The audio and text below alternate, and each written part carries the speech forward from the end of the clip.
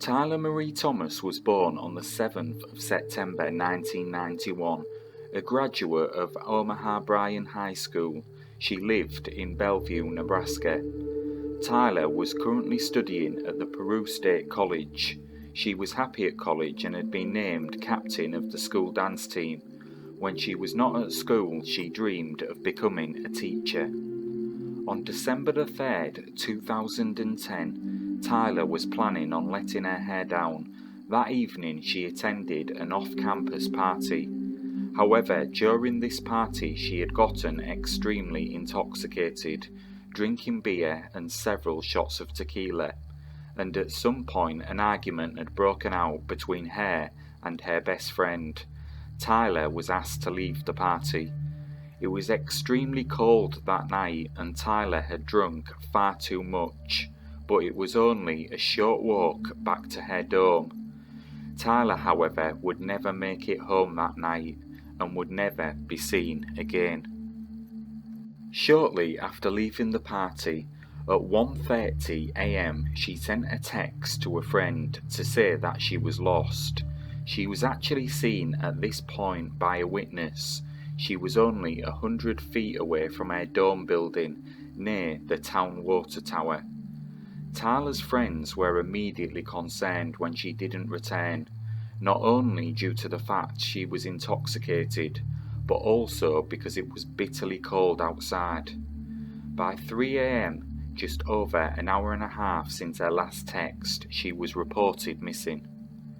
Officers and friends immediately started searching for Tyler along the route where she was last seen, but these searches ended unsuccessfully. Tyler had disappeared just minutes from her dorm room. Investigators began to question her friends and dorm mates. Time was of the essence, and immediately they were provided a name of a possible suspect. That name was Joshua Keedle. Joshua was also a student at Peru State. He had taken Tyler on a date at some point before her disappearance, but afterwards Tyler said that she was not interested in him. In fact, she had told many of her friends that she was trying to avoid him.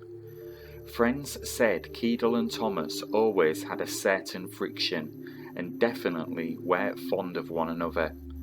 When questioned, Keedle said he saw Tyler that night but denied speaking to her or having any involvement in her disappearance. On December the 9th, 6 days after she went missing, he was arrested, however, for evidence tampering and providing false information to the police. Keedle was a junior sports management major from South Carolina who had studied at several other colleges in Nebraska before coming to Peru State. Within weeks of moving into the university residence, 2 students had accused him of sexual harassment. He was failing his classes and had been criminally charged with kicking in the door of his dormitory room. In the week before Thomas's disappearance, Peru State College's Director of Campus Security had recommended that Keedle be expelled.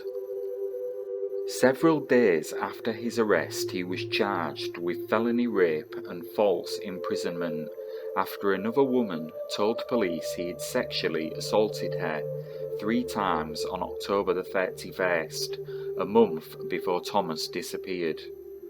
Another teenage girl bravely came forward and claimed that in April 2008, when she was just 15 years old, Keedle had assaulted her while she was spending the night on the campus of Midland University.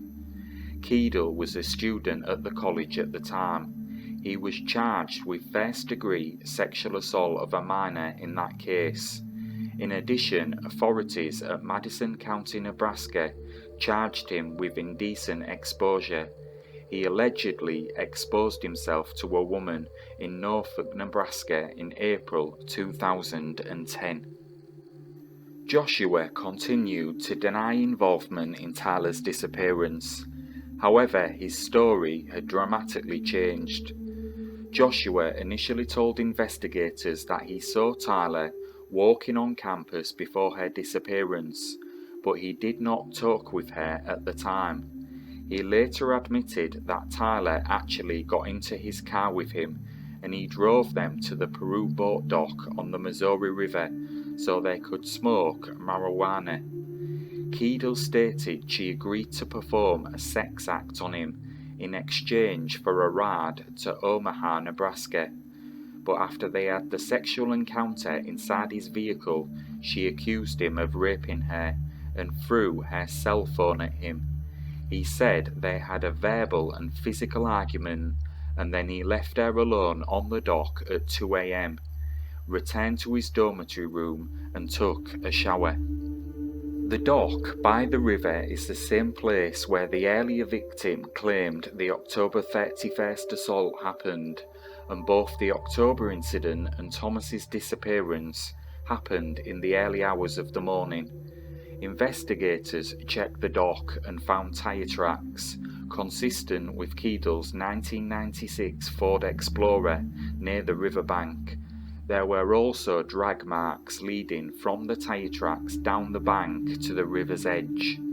Investigators were now certain of Keedle's guilt, but with no body and no physical evidence that a crime had taken place, for the moment they couldn't prove that fact. In March 2012, Keedle was found guilty of the 2008 rape. He was sentenced to 15 to 20 years in prison, significantly less than the maximum of 50 years. He will become eligible for parole in 2018 and for mandatory release in 2021. With Joshua maintaining his innocence in the case, the search for Tyler seemingly went stagnant. Although Tyler remained missing, a judge officially declared her deceased in 2013, 3 years after she went missing. It would take years before Tyler's family would receive justice. Finally, in October 2017, Joshua Keedle was charged with the first-degree murder of Tyler Thomas. After news of his arrest circulated, a man named Corey Pfeiffer came forward and said that he had been housed in the same jail as Joshua during 2011. While behind bars together, Joshua reportedly told Corey that he killed Tyler and disposed of her body. He also reportedly told Corey that they would never convict him because they would never find her body. He would be wrong about that. He was tried in early 2020 and the prosecution argued he killed Thomas at the Peru boat dock and dumped her body in the river. In February, after 9 hours of deliberation, a jury found him guilty of the lesser offence of second-degree murder.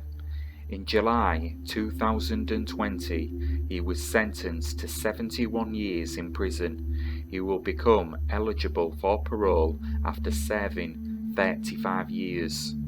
Although assumed deceased, the body of Tyler Marie Thomas has never been located.